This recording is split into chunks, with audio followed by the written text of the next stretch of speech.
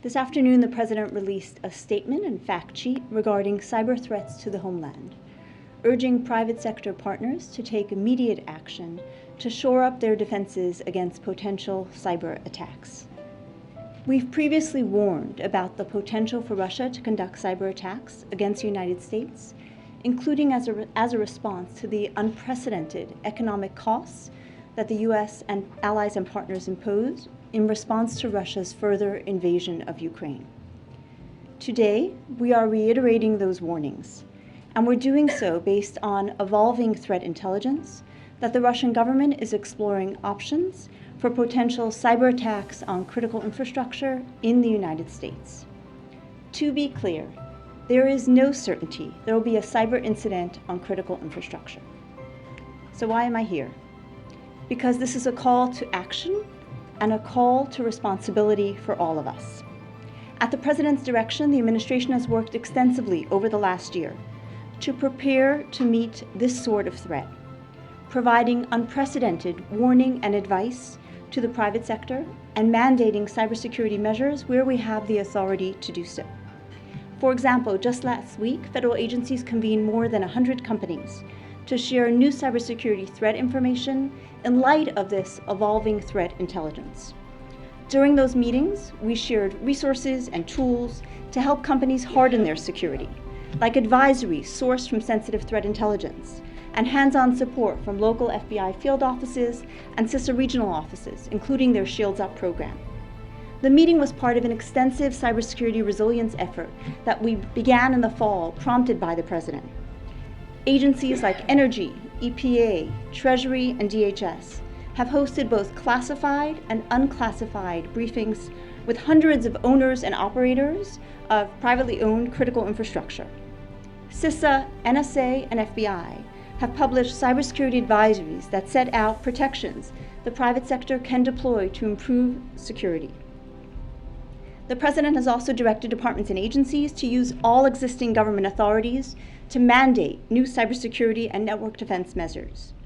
You've seen us do that where we have the authority to do so, including TSA's work that mandated directives for the oil and gas pipelines following the Colonial Pipeline incident that highlighted the significant gaps in resilience for that sector. Our efforts together over the past year have helped drive much needed and significant improvements.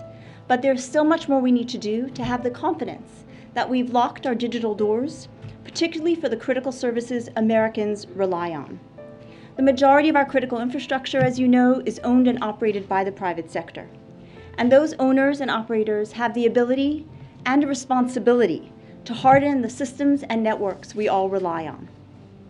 Notwithstanding these repeated warnings, we continue to see adversaries compromising systems that use known vulnerabilities for which there are patches. This is deeply troubling. So we're urging today companies to take the steps within your control, to act immediately to protect the services millions of Americans rely on, and to use the resources the federal government makes available. The fact sheet released alongside the President's statement contains the specific actions that we're calling companies to do. I would be remiss if I didn't reiterate the President's thanks to Congress for its partnership in this effort, including making cybersecurity resources available in the bipartisan infrastructure law, and most recently for working across the aisle to require companies to report cyber incidents to the federal government. That will ensure federal resources are focused on the most important cyber threats to the American people.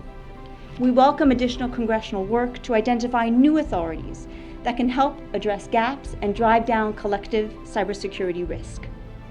Bottom line, this is about us, the work we need to do to lock our digital doors and to put the country in the best defensive position. And there is them. As the President has said, the United States is not seeking confrontation with Russia.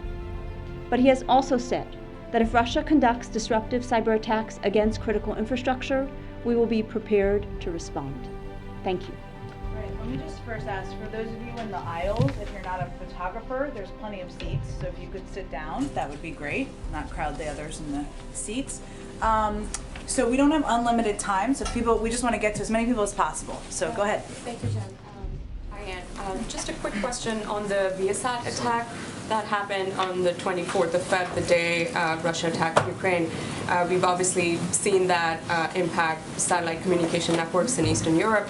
And since then, the FBI and CISA have issued warnings that similar attacks can happen against U.S. companies. Is the U.S. in a position to perhaps identify who is behind the hack at this moment? It's a really good question. So first, I want to lift up FBI and CISA and NSA also highlighted protective security measures that U.S. companies can put in place to protect against exactly that kind of attack. We have not yet attributed that attack, but we're carefully looking at it because, as you noted, of the impact not only in Ukraine, but also in satellite communication systems in Europe as well. Isn't the sophistication of the attack, perhaps the timing of it, suggests that it's a state actor? I mean, are you willing to... Those are certainly factors that we're looking at carefully as we look at who is responsible for that. The evolving intelligence, that doesn't mean that it's a certainty there's going to be an attack. Can you explain for the layman what you're seeing right now that precipitated this statement today and what the evolving intelligence may be now compared to on the 24th or prior to the invasion? Absolutely. So the first part of that is you've seen the administration continuously lean forward and share even fragmentary pieces of information we have to drive and ensure maximum preparedness by the private sector. So as soon as we learned about that, last week we hosted classified briefings with companies and sectors we felt would be most affected and provided very practical, focused advice. Today's broader unclassified briefing is to raise that broader awareness and to raise that call to action. So there was something specific you saw last week that was raised to the industries that it would have affected, is what you're saying? So I want to reiterate, there is no evidence of any specific cyber attack that we're anticipating for. There is some preparatory activity that we're seeing, and that is what we shared in a classified context with companies who we thought might be affected, and then we're lifting up a broader awareness here in this warning. And when you say a call to action, many who hear you say that might believe that something is imminent. Is it? So first, a call to action is because there are cyber attacks that occur every day. Hundreds of millions of dollars were paid in ransoms by U.S. companies just last year against criminal activity happening in the U.S. today. Every single day, there should be a call to action. We're using the opportunity of this evolving threat intelligence regarding potential cyber attacks against critical infrastructure to reiterate those with additional focus specifically to critical infrastructure owners and operators to say you have the responsibility to take these steps to protect the critical services Americans rely on. As a follow-up, critical infrastructure is a broad term. Is it as broad as you typically mean it when the government speaks about critical infrastructure, or is there something you've seen that you can be a little bit more specific within that large frame of critical infrastructure? I won't get into specific sectors at this time because the steps that are needed to lock our digital doors need to be done across every sector of critical infrastructure. And even those sectors that we do not see any specific threat intelligence for, we truly want those sectors to double down and do the work that's needed. Yeah. You guys, the administration, successfully declassified a lot of intelligence about what the Russians were planning leading up to the invasion to pre-butt what they might do. Can you do that a little bit here and at least list some of the industries that might be the biggest targets so that they can have a heightened awareness about what might be coming? As we consider declassifying intelligence, to your excellent point, that really has been the work that has been done the last few weeks, and it was driven by a focus on outcomes. It was driven by the president's desire to avoid war at all costs, to really invest in diplomacy. So as we considered this information, the first step we did was we gave classified detailed briefings to the companies and sectors for which we had some preparatory information about. And then for those where we don't, that's the purpose of today's unclassified briefing, to give that broad warning. And I want to lift up the fact sheet, which is really the call to action for specific activities to do. So you believe the people, the industries that need to know about this risk know? We believe the key entities who need to know have been provided classified briefings. I mentioned, for example, just last week, several hundred companies were brought in to get that briefing. Yeah. Does the U.S. have any evidence that Russia has attempted a hack, either here in the U.S., in Europe, or in Ukraine in the course of the last several weeks since this offensive began? So we certainly believe that Russia has conducted cyber attacks to undermine, coerce, and destabilize Ukraine, and we attributed some of those a couple of weeks ago. We consistently see nation states doing preparatory activity that preparatory activity can pan out to become an incident, it cannot. And that's the reason we're here. So specifically in the U.S., as there was an assessment early on that we thought that we would be a likely target here, why do you think we have not seen any attack on critical infrastructure in the United States to this point so far? I can't speak to Putin or Russian leadership's strategic thinking regarding how cyber attacks factor in. What I can speak to is the preparatory work we've been doing here in the U.S.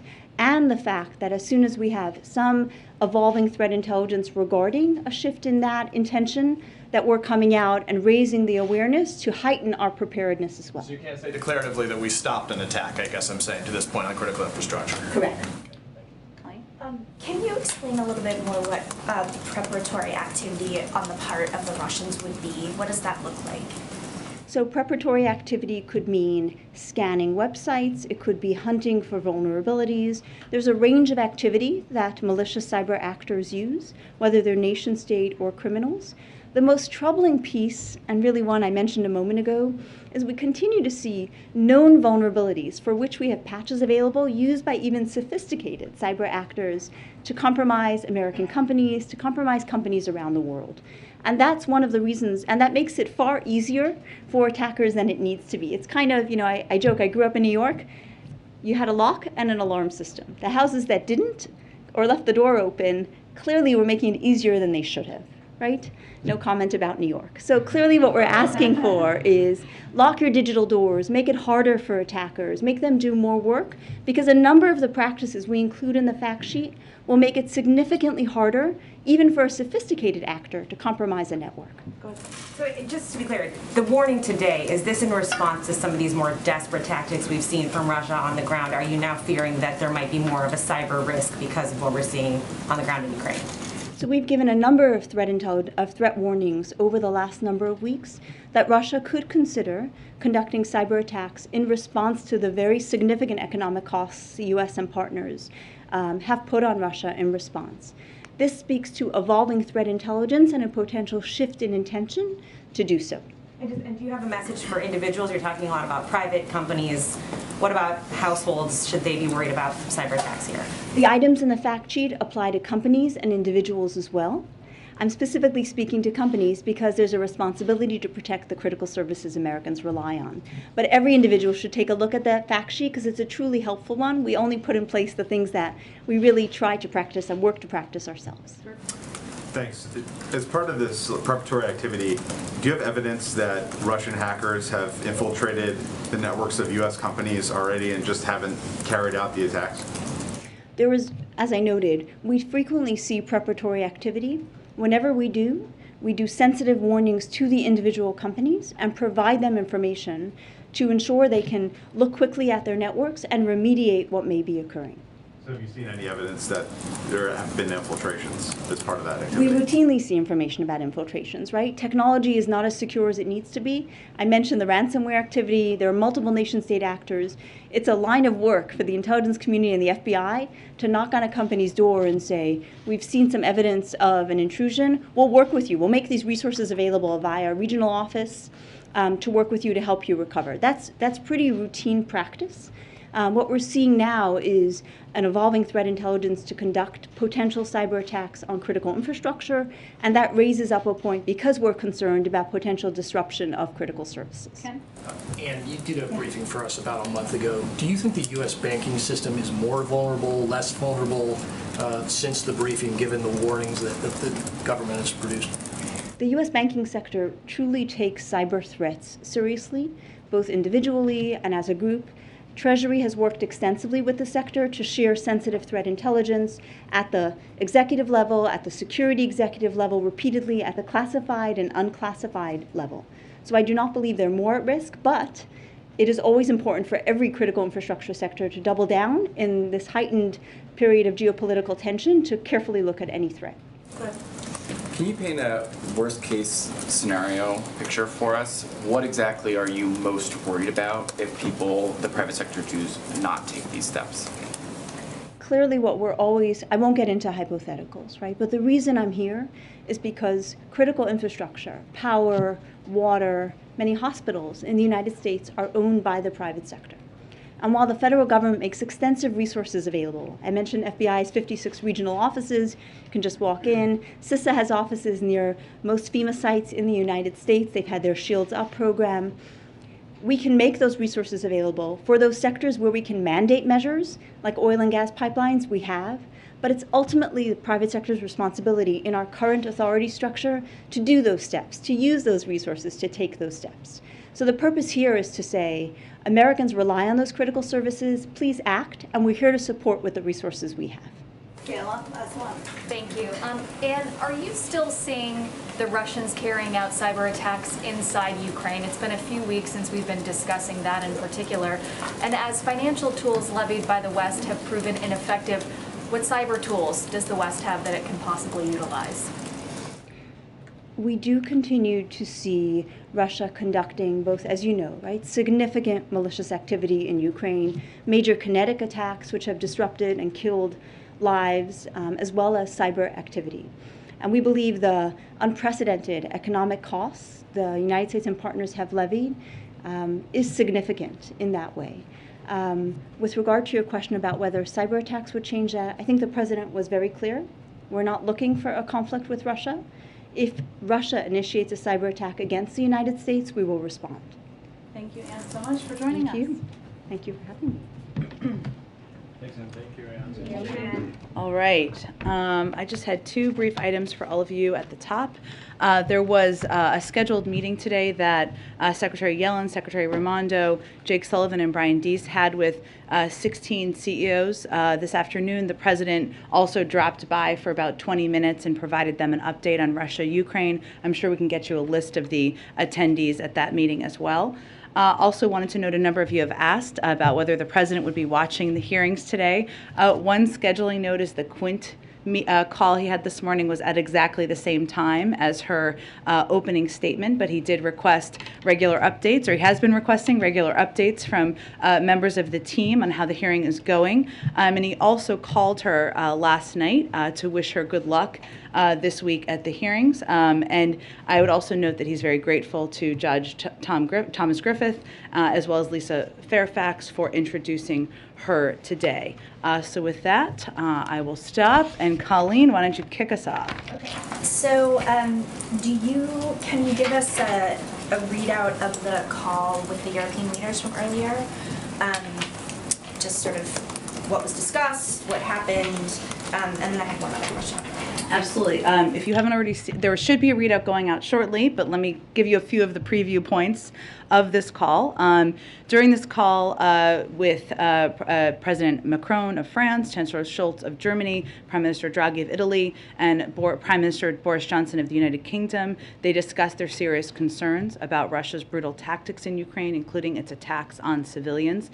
They underscored their continued support for Ukraine, including by providing security assistance to the brave Ukrainians who are defending their country from Russian aggression, and humanitarian assistance to the millions of Ukrainians who have fled the violence. They also reviewed recent diplomatic efforts in support of Ukraine's effort to reach a ceasefire. I would note the president will obviously see these leaders, a number of them in person, later this week. And this is a call with this group that he has already had a few times. And when he had the last call with them, I believe it was last week or the week before, it may have been last week, they talked about doing this on a regular basis. Not necessarily because there is a big deliverable out of it, but just to keep an open line of communication as they're all continuing to respond to the brutal actions of President Putin in Ukraine.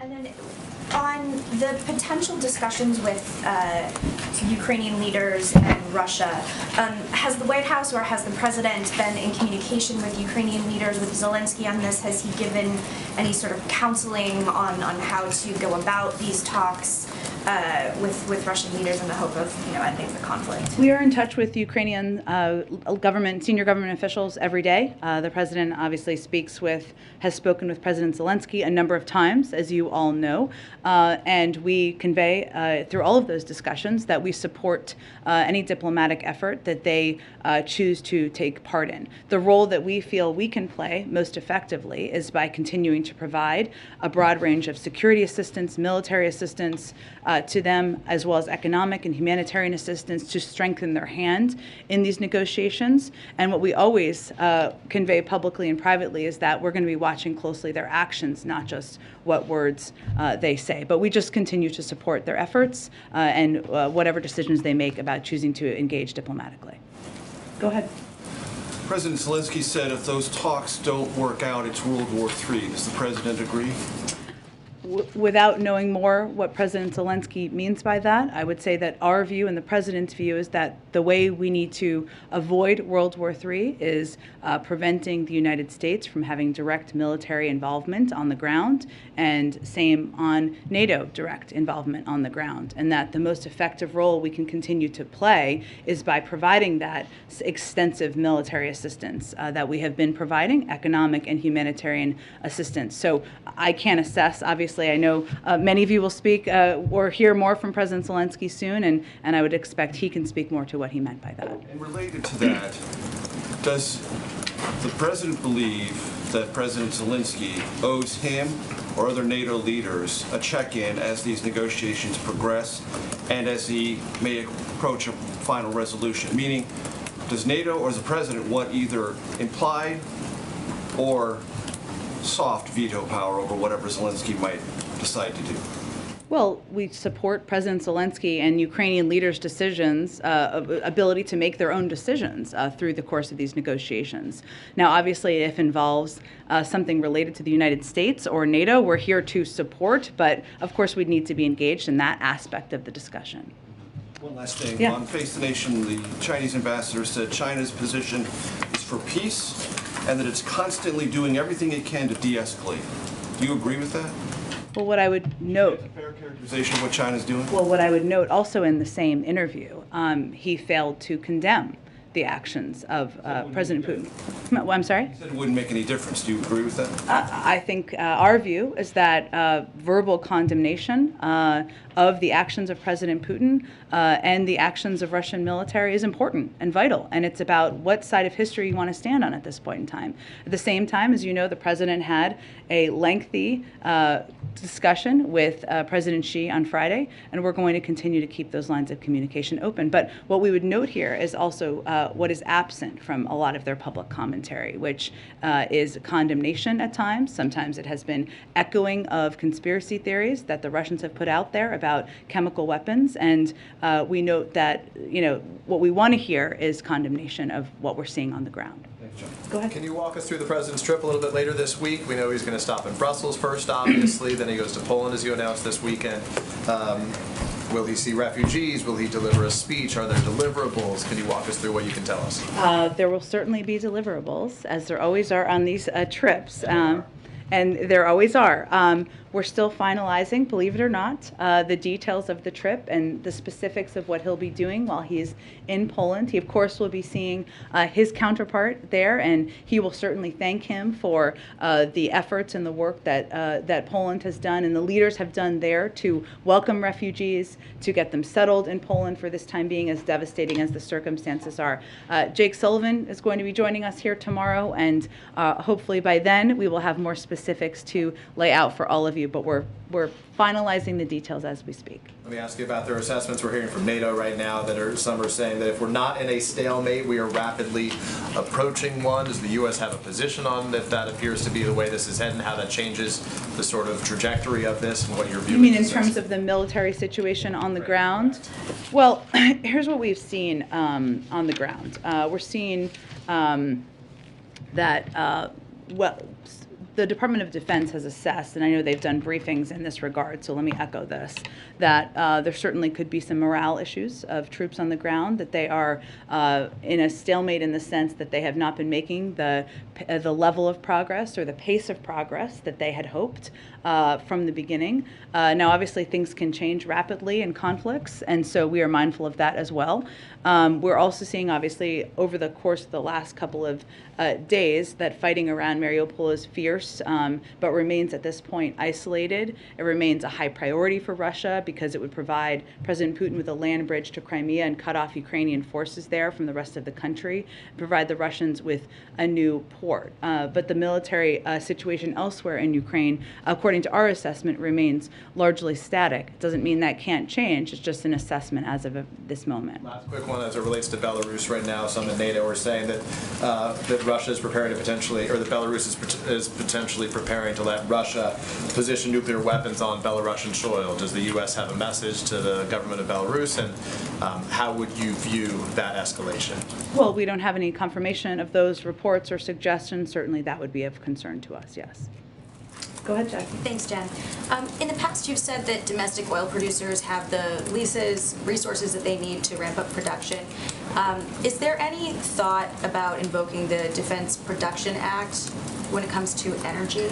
Well, there are a range of ideas out there. That's one of them that a number of people have put forward. I would say that the Defense Production Act would mean giving government funding to companies or to purchase products. That's how it typically works, as you've seen it work with COVID supplies and otherwise. And we think they have the resources they need in order to expand their production. And then on government money and supplies, there are reports that the EU is seeking to stockpile iodine pills and nuclear protective gear amid an increased concern about a nuclear threat, and also looking for more ways to deal with potential biological and chemical attacks.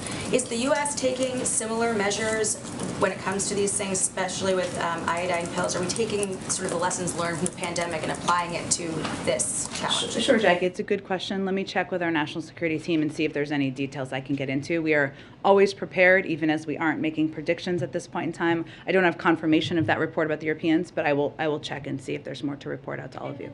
There are reports that China has fully militarized at least 3 islands in the disputed South China Sea with anti-ship, anti-aircraft missile systems, laser and jamming equipment, fighter jets, despite Beijing's promises not to turn these islands into military bases.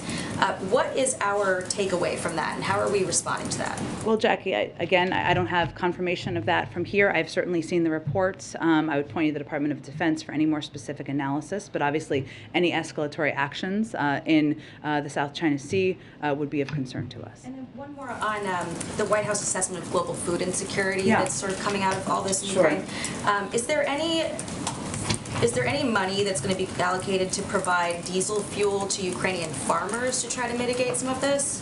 Yeah, so let me give you a couple of things on this, because there's been a lot of interesting reporting on this, and where the impacts are is a good question. While we're not expecting a food shortage here at home, we do anticipate that higher energy, fertilizer, wheat, and corn prices could impact the price of growing and purchasing critical food supplies for countries around the world. And early estimates from the World Bank suggest disproportionate impacts on low and middle income countries, including in Africa, the Middle East, and Southeast Asia. And Ukraine is a big exporter of fertilizer. So as it relates to even that need in the United States and other parts of the world, that's something that we're continuing to closely assess as well. But right now, to go back to the root of your question, we are working with our partners in the G7, multilateral development banks, the World Food Program, and the UN Food and Agriculture Organization to mitigate the impacts to poorer nations. So we are discussing what that looks like and how to mitigate the shortage on those growing and purchasing entities from impacting parts of the world that would be severely impacted, even if we're not. What kind of a timeline do we think we have to take some action on that before it becomes a really big problem? Well, there are active discussions now, and we're certainly mindful that even if we're not seeing an impact in this moment, that sometimes supply chain impacts can have having a lagging impact. So we're having discussions now with all of those partners. Those have been ongoing, so we can do everything we can to mitigate it in advance. Can I ask one question, just a reaction to the Israeli Prime Minister this weekend? He said on the JCPOA, unfortunately, we're seeing a determination to sign a nuclear deal at almost any cost, including saying that the biggest terrorist group in the world is not a terrorist organization. This is too steep a price. Can I get your reaction to that? Is that what we're saying by pursuing this deal? I would say we are in regular touch with our Israeli counterparts, including leaders. We don't have a deal yet. We're consulting with our allies and partners, including Israel, as we negotiate, and the president's going to make a decision on whether to re-enter the deal based on what's in the best interest of American security and strategic interests, including the security of our partners in regions like Israel. And if and when we have a deal, I'm sure we can discuss more specifics. Go ahead. Thanks, Jen. We've now had a chance to hear from some of the Judiciary Committee members in this confirmation for Judge Jackson. Any thoughts on whether she will receive bipartisan support in her confirmation? Well, without being able to get into the minds of a range of Republican members, our view is that given she has been confirmed 3 times with bipartisan support, that she has extensive experience, that she's ruled in favor of Democrats and Republicans under leaders of both parties, that she certainly deserves that. But we will see what the outcome ends up being. And has the White House had any contact with Justice Thomas, given his hospitalization? Do you have any updates there? I'm not aware of any direct contacts. Of course, we wish him speedy recovery, and of course have thoughts out to his family. And just a quick follow-up on the NATO trip. Can you give us just a big picture? What would a successful NATO summit look like to the White House? What are we looking for to measure that? Sure. I mean, I think what's important to remember here from the beginning of the president's presidency, but also certainly over the last couple of months, is that unity has been front and center for the president in terms of what will make us successful over time. Unity with our European counterparts, unity among NATO, unity among the G7.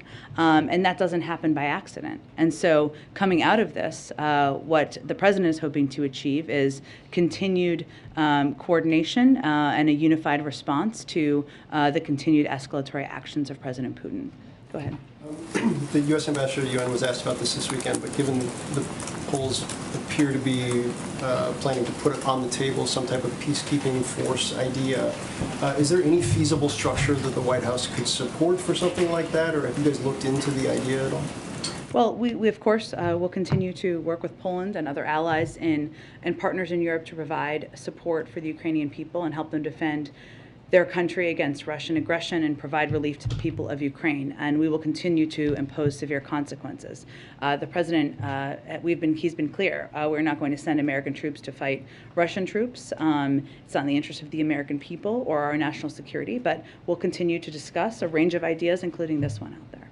And then there's been kind of a reinvigoration in the EU of discussions about banning or sanctions on energy. Can you update us on what the efforts of the administration has been to kind of backfill, which would I think be a necessity if those actions were taken? Sure. Where do those stand at this point? Sure. In terms of engagements with global energy suppliers, those engagements are ongoing, and they are led in part by Amos Hochstein. Brett McGurk has been involved in many of them. Other members of our national security team and National Economic Council, and we are continuing to discuss with a range of large global suppliers how we can meet the demand in the market out there. We also are continuing to look at domestic options and what those may look like to help ease the burden on the American public. I wish I had more specifics for you, but I don't have anything more to read out for you at this point in time. Go ahead. Thank you, Jen.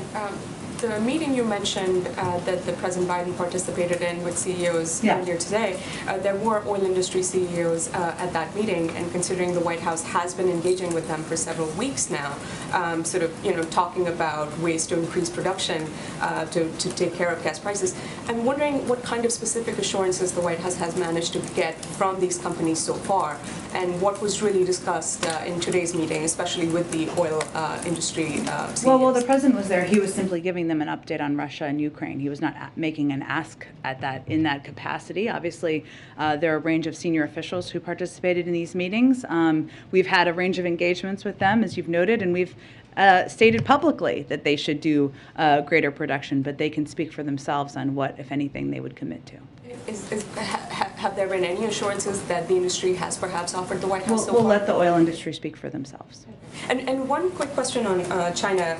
Are you getting any indications yet that China will actually heed to President Biden's appeal to President Xi's to not provide material support to Russia, or are you seeing perhaps evidence suggesting that Chinese companies are maybe violating or going around U.S. export controls to send the material the U.S. material to Russia? I mean, are you seeing any evidence to that effect?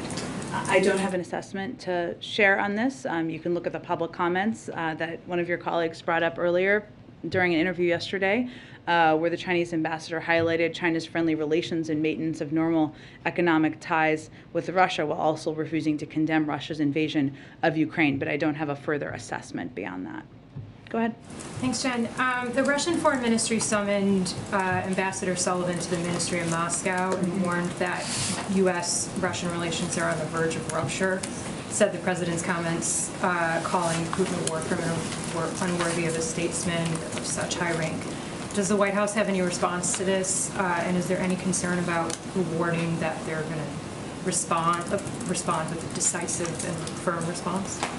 I'm not sure the last part. I'm not sure what you mean by that. They warned of a decisive and firm response. Okay, well, I would say that Ambassador Sullivan did meet with Russian government officials today. I believe the State Department also confirmed. While we don't provide extensive details in general of these type of diplomatic conversations, I can confirm for you that during that meeting, he repeatedly asked for consular access to American citizen detainees, who have been improperly been improperly denied access for months in some cases. We find this completely unacceptable. As it relates to their comments or their calling of him in, I think it's important to remind everyone that it is Russia who is carrying out an unprovoked and unjustified war on Ukraine. We're seeing clear evidence that they are intentionally targeting civilians and committing indiscriminate attacks. And the President's comments speak to the horror, the brutality that Russia and President Putin are inflicting. So they are in control of their own, the global perception of them is based on their actions. And one quick other one. Yeah, go ahead. So you mentioned that the president spoke to Judge Brown Jackson last night. Is there any other details you can share just about how she's been preparing for the hearings, who's been involved in the practice sections? Sure. I mean, I had outlined for you guys a couple of weeks ago some of the members of her team who played a role in preparing her, of course, whether it was Dana Remus or Senator Jones and Ben LaBolt, Mignon Moore, others who have been playing a role in preparing her for the hearings. I would note, which won't surprise anyone, given her credentials, she began preparing and studying and getting ready for these hearings as soon as she was nominated. I would note that also over the course of the last few weeks, she's also met with every single member of the Judiciary Committee and then several more members beyond that. So she has been both meeting and preparing for the last few weeks ever since she was nominated with the team internally and externally that we had announced just a few weeks ago. Go ahead, Zolan.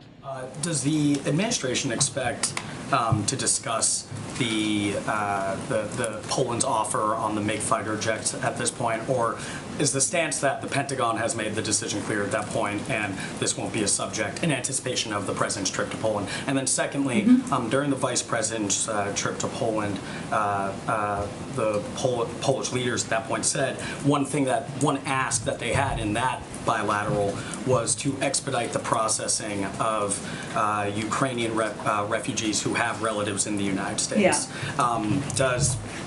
Is the administration expecting to oblige on that request or meet halfway in any way? So I would say that while we have done our own assessment here on the Polish jets based on a couple of factors that the military, as you noted, Zolan, has outlined, including what's most effective in fighting this war on the ground, the risk assessment of what would be escalatory, and also the fact that the Ukrainians have a number of squadrons that they can utilize. But if Poland, if they want to raise this, these conversations, these diplomatic conversations are two ways, right? And we'll, of course, read out their meeting once it is complete. So we'll see what they raise in that meeting. In terms of refugees, we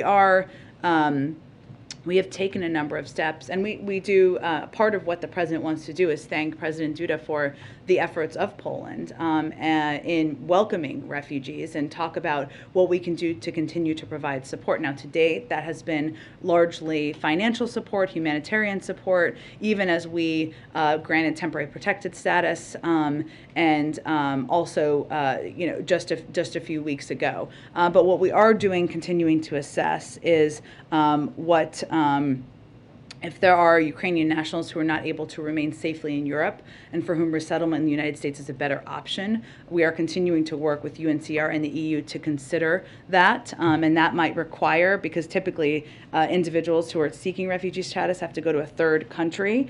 So that's something we're looking at and assessing. And we're also, UNHCR, the UN Refugee Agency, is working with the State Department and many resettlement partners on our overseas posts to determine whether Ukrainian nationals and others who have fled Ukraine, whether there's more we can do beyond the humanitarian assistance that we are providing. So I'm certain will be a point of discussion. We are having ongoing discussions internally about what more we can do to welcome refugees. Specifically, the thing that's different about that process that the administration is looking at is allowing Ukrainians to basically finish the refugee process in that same country that they would receive a UNHCR referral. That's part of the discussion is what can be done if Ukrainian nationals are not able to remain safely in Europe, for example, and for whom resettlement in the United States would be a better option for a range of reasons. The State Department is discussing with UNHCR and the EU how to consider them, what would be required for that process. But this is an ongoing discussion internally, and I'm certain it will be a part of the discussion, to go back to your original question, with President Duda as well this weekend. Go ahead, Matt. Thanks, Jen. You had written on Twitter that the president did not plan to go to Ukraine on his trip. Given that the prime ministers of Poland, Slovenia, and the Czech Republic visited Kyiv last week, and that President Zelensky was urging others to do the same, can you talk a little bit about whether President Biden had explored going to Ukraine at all, if he was asked to, and sort of what considerations went into the factors either way? Sure, we have not explored that option. I tweeted, I guess I should say, because there was some confusion about this question, and we did not want to leave that out there as an unanswered question. But certainly, any president of the United States traveling into a war zone requires not only security considerations, but also an enormous amount of resources on the ground, which is always a factor for us as we make considerations. But also the president felt, and our national security team felt, that he could have the most effective and impactful trip by convening these meetings with NATO leaders, the G7, the EU, and Brussels to determine both continued military coordination, humanitarian and economic coordination, as well as by going to visit Poland right next door to talk about everything from refugees, refugee assistance, and continued assistance we can all provide together. So it was a decision made about what would be most effective on the trip. And then I just wanted to follow up quickly. You had said earlier that the president was unable to watch the opening statement of the judge in the Supreme Court hearings. He was on with the Quint. But she has to sit through the opening statements first of all of these senators, so I don't think she's actually given her opening statement quite yet. There you go. Do you know if there's time carved into his schedule? Does he plan through the afternoon? Is he following this? Or Well, some of these are a little difficult to predict as just evidence. Thank you for giving me a lifeline there, because clearly I've been in meetings this morning as well. It was hard to plan his schedule around this, so what he asked is that he be provided updates from his team and aides as the hearings progress. And obviously, Chairman Durbin gave his opening, Senator Grassley gave his opening this morning, and it proceeds, but it's hard to plan the president's schedule around a moving Senate hearing, so I'm sure he'll be able to watch replays of it and more specifics, but he wanted updates from aides as well. Go ahead. Thanks. On oil, President Biden has been very vocal about his belief that U.S. producers should be producing more and that there's the possibility of price gouging. But he didn't raise any of those concerns in the meeting with oil CEOs earlier today? It wasn't a meeting with oil CEOs. There were a couple of the 16 to 18 CEOs there. It was not intended to be a meeting with oil CEOs. It was intended to be a meeting with a broad swath of the economic sectors, and he provided them an update on Russia and Ukraine. So it wasn't meant to be that type of a meeting. And then there was a report in the Washington Post earlier saying that Biden administration officials are seeing data showing that Russian oil exports have dropped off a cliff, and that there was a data point that said there are 2 million barrels per day on tankers that have gone from close down to zero in a certain period of time. Can you confirm that? Is that true, what you're seeing about Russian oil exports? I've seen those reports, but I don't have a new assessment from here. And then lastly, has the president tested for COVID-19 this week, and what were the results of that He test? was tested today, and he was negative. Go ahead. Thank you, Jen. Can you walk us through the administration's thinking behind adding this Poland stop? And what is President Biden hoping to demonstrate by sitting alongside President Duda? Sure. Well, we have this trip has been coming together quite rapidly, I think, as you would all note. And so, as I noted a little bit earlier, we will have more details about his Poland stop. But this is an opportunity for him to thank President Duda for welcoming refugees as they have done over the last few weeks, and for being an important partner in providing a range of assistance to the Ukrainians, to the Ukrainian people and the Ukrainian government. And they are an important partner as we work to remain unified in the weeks and months ahead. There will obviously be a couple of components of his trip there, which I think, as we have more details of it to announce, will showcase the purpose of the trip. To follow on that, one of my colleagues asked if the president would be meeting with Ukrainian refugees at one of these stops. Is there any reason why the president wouldn't? Is that something we can find out more about soon? I think, as I noted, we're going to be providing more details to all of you in the next 24 hours of his trip. Sometimes there are things we announce in advance, and sometimes there are not. But I've noted repeatedly that refugees is a key component of his stop in Poland. Go ahead. Yeah, if I can shift gears to COVID for a minute. Sure. What is the White House's response to some experts who have said that the U.S. is not necessarily doing enough to prepare for this next bit of a pandemic surge that we are already beginning to see in other parts of the globe? Well, I would say, I'm not sure, can you give me a little more additional context of the comments? I had seen, yes, some comments that just basically that the U.S. needs to be doing more to prepare, whether that is around, building up a supply. They pointed to the low rates of booster shots in particular as being a point of concern, and that was, the booster shots in particular. Well, I think our primary concern right now is that we're about to run out of funding, and we are always making an effort to be ahead of and be prepared for any new wave, any new variant. And even as BA2 has been in this country for some time, and as of last week, it was about a quarter to a third of cases. We know it's quite transmissible, but we know that the treatments we have are effective in treating BA2, the BA2 variant. Our concern right now is that we are going to run out of money to provide the types of vaccines, boosters, treatments to the immunocompromised, and others free of charge that will help continue to battle increasing, the increase or the upflow or the increase of COVID in the future. So that's where our primary focus is. Beyond that, I'm not sure additional context of those comments. Just one related question. Has the White House been in touch with any of the pharmaceutical companies who were specifically working on the under age 5 population recently? Vaccines, I know that those were put into practice and then removed in terms of actually having implementation. I just wondered what the communications are. Yeah, well, it typically goes, of course, through the FDA and the CDC, as it should, all of the data. So we would leave those channels to continue to consider when it's ready to move to the next phase.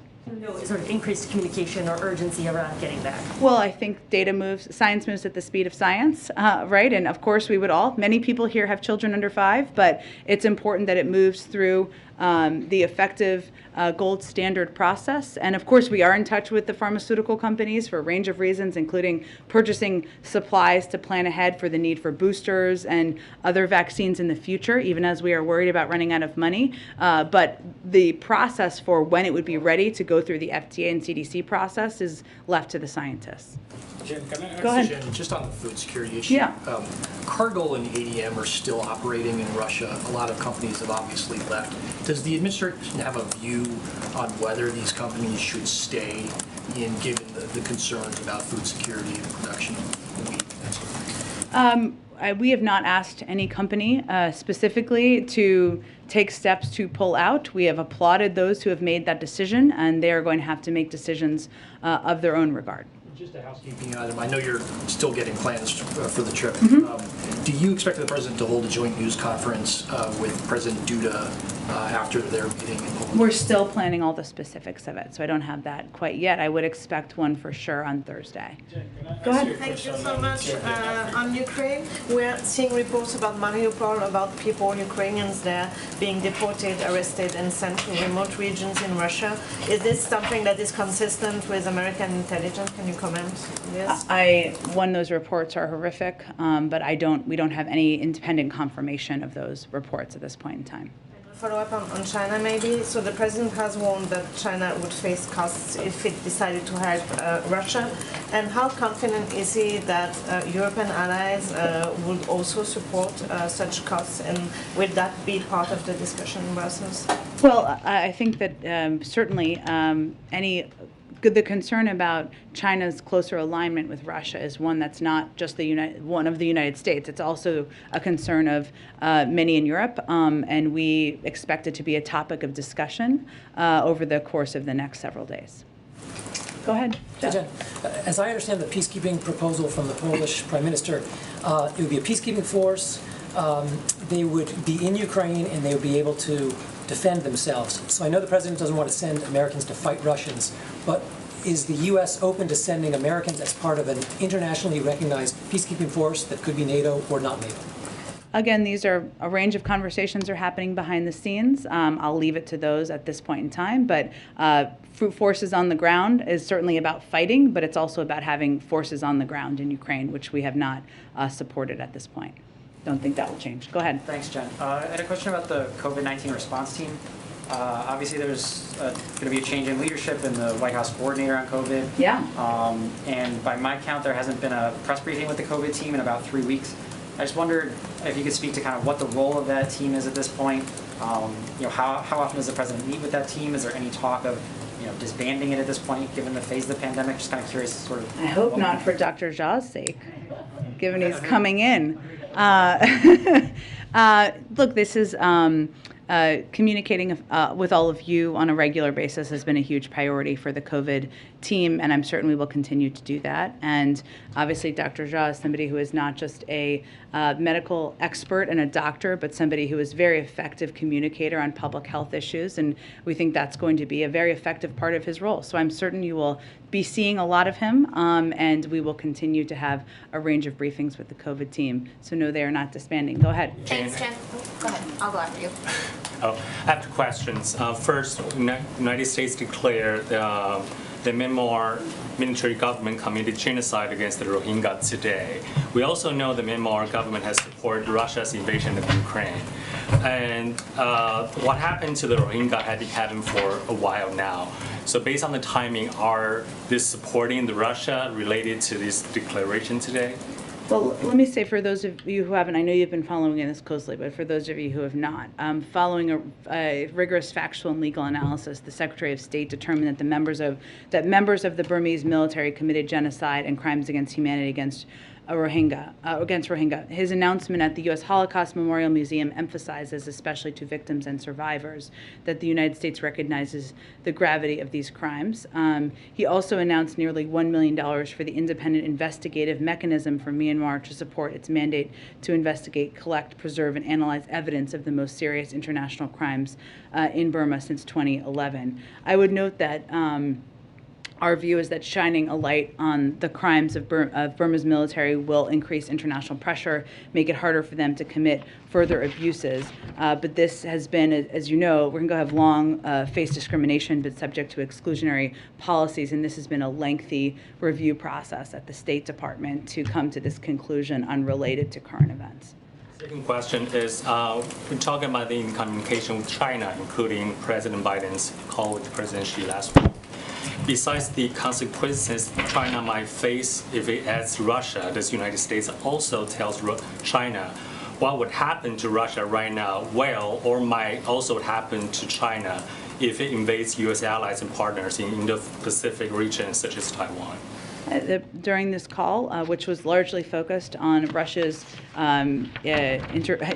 invasion of Ukraine, the president also reiterated his support for the Taiwan Relations Act and the One China policy based on the Taiwan Relations Act, and he made clear that we remain opposed to any unilateral changes to the status quo across the Taiwan Strait, and that we have concerns about Beijing's coercive and provocative actions. So that was the other topic that was discussed at the during the call. Go ahead. Thanks, Jen. Oh, and then we'll go. Okay, go ahead. Has the United States looked to up sanctions on Russia? And given Russia's history of assassinating dissidents, giving sanctuary to U.S.-designated terrorist organizations, would the U.S. consider labeling Russia a state sponsor of terrorism? I don't have any assessment of that at this point in time. Obviously, we're continuing to look at the actions on the ground and the actions of leaders. Go ahead. Thank you. 2 immigration questions for you. First, I wanted to confirm whether the administration supports an Afghan Adjustment Act. That's potential legislation that would secure permanent status for those thousands of evacuees that are here.